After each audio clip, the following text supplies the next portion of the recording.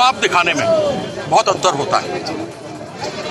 आप नल जल देखिए, सबसे ज्यादा फेल है, सबसे ज्यादा पैसा उसी में खाया गया और 90% जगह पर नल जल की जो योजना बनाई गई है वो फेल है।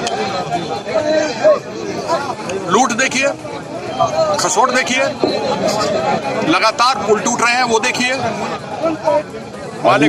मुजफ्फरपुर बालिका गृह कांड के बाद ऐसा कोई महीना नहीं गया जहां दर्जनों हमारी बहन बेटियों का बलात्कार ना हुआ, और अभी भी चल रहा है। लूट, खसोट, हत्या, बेरोजगारी, हर दूसरा व्यक्ति बिहार में बेरोजगार है।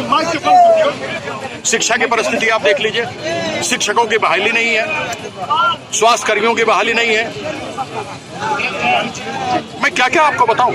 अच्छा, आपको किस चीज को दिखा रहे हैं? अच्छा, आपको ऐसा नहीं, क्रेडिट कोई भी ले जाए, काम मेहनत हमने एयरपोर्ट को लेकर के किया था, लेकिन अब हमें शक होना शुरू हो गया क्योंकि यहाँ पर नगर उड्डयन मंत्री आए थे और उन्होंने आकर के चुनाव उस समय तक घोषणा नहीं हुई थी और कहा कि 8 नवंबर से फ्लाइट शुरू होगी। उसके अगले दिन घोषणा हुई कि अंतिम फेज पोलिंग का वो 7 नवंबर को है। तो अब हमको ये शंका हो रही है कि एक बार 7 नवंबर को खत्म हो गया तो 8 नवंबर का तो कोई असर नहीं पड़ने वाला। भगवान करेगा ये झूठा हो, लेकिन ये स्पष्ट है कि इन लोगों ने केवल झूठ बोला है। एम्स भी हम 2014 में ही लेकर के आए थे, लेकिन आदरणीय नीतीश कुमार जी ने यहाँ जगह ही नहीं दी। उनको एक बार नहीं, मैं 10 बार मिला था और कहा था कि आप कीजिए, डीएमसीएच के पास बहुत बड़ी जमीन है, लेकिन उन्होंने उसको नहीं किया। वह भी हम तभी 190 करोड़ रुपया, जब मनमोहन सिंह जी अध्यक्ष थे तब हम वो लेकर के आए थे। उस समय का जो पैसा लाया हुआ है वही पैसा अब इस्तेमाल हो रहा है। यहाँ तक कि तो दरभंगा के सौंदर्यीकरण का भी पैसा हमने दिया था, उसका पैसा भी 19 करोड़ आया, लेकिन अभी तक उसका कुछ हुआ नहीं। हाँ कर रहे हैं। देखिए, मैं बड़ा सीधा सा आपको जवाब इसका देता हूँ। यदि मान लीजिए मैं भाजपा की एक बात मान लूं, वो ये कहते हैं हिंदू मुसलमान की बात करते हैं या भारत पाकिस्तान की बात करते हैं।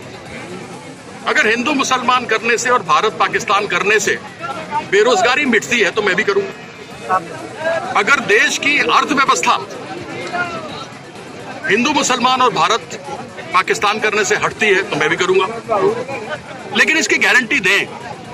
2014 से देश को बांटने का प्रयास किया गया है, वह बांटने का प्रयास नहीं करना चाहिए। अगर आपको कुछ बोलना है तो यह बताइए कि पिछले 5 साल पहले जब आपने चुनाव में 1,25,000 करोड़ का पैकेज दिया था, उसका क्या हुआ? बिहार में एनडीए में देखा जा रहा है कि लोजपा अलग और फिर केंद्र में साथ, तो किस तरह की राजनीति है ये साहब? आपने कभी वर्ल्ड WWF की कुश्ती देखी है? उसको नूरा कुश्ती बोलते हैं। आपस में सेटिंग हो जाता है और दोनों पैसा बांट लेता है, एक हार जाता है, एक जीत जाता है। जो सट्टा लगाने वाला है वो माला माल हो जाता है। तो ये वही नूरा कुश्ती है। और चिराग पासवान वहां तो वो रहेंगे, यानी ये अलायंस में। 1 मिनट, वो चिराग पासवान वहां तो रहेंगे अलायंस, यहाँ लड़ेंगे केवल जदयू के विरुद्ध। ऐसा क्यों भाई? आपकी सरकार तो नहीं बनेगी। आप और ऊपर कर रहे हैं, जिस थाली में खा रहे हैं उसमें छेद कर रहे हैं, तो हमें बहुत अच्छा स्वागत है पासवान जी का कि वो आए हैं और इस प्रकार से छेद कर रहे हैं। लेकिन यह नीति जो है ये भारतीय जनता पार्टी की है, वो नीतीश कुमार को हटाना चाहते हैं, हम भी वही चाहते हैं। मिथिलांचल में कांग्रेस काफी सीटों पर लड़ रही है और युवाओं को जगह दे रही है। क्या लगता है कि भागवत झा वाला जो रुतबा है वो कीर्ति झा आजाद खड़ा करेंगे मिथिला में? देखिए, मेरे स्वर्गीय पिताजी बहुत बड़े शख्सियत थे। मैं उनके 1-2% भी नहीं बराबर हूँ, लेकिन ये जरूर है कि उनकी तरह ईमानदारी से मैंने जिंदगी गुजारी है। मैंने कभी कोई कमीशन नहीं खाया, कभी कोई चोरी नहीं की, मैंने कभी कोई इस प्रकार का जघन्य अपराध नहीं किया। 3 केस है, वो भी आचार संहिता, वो भी खत्म होगा। 6 था, 3 तो लड़ लिए, जीत गए। 3 और है, वो भी लड़ लेंगे और राजनीतिक था। लेकिन हाँ, उनके असूलों पे चलेंगे, उनके असूलों की तरह ही लड़ाई लड़ेंगे, क्योंकि वह असूल आज भी इस जमाने में भी बहुत मूल्य रखते हैं। महादेव जानकी तू दे।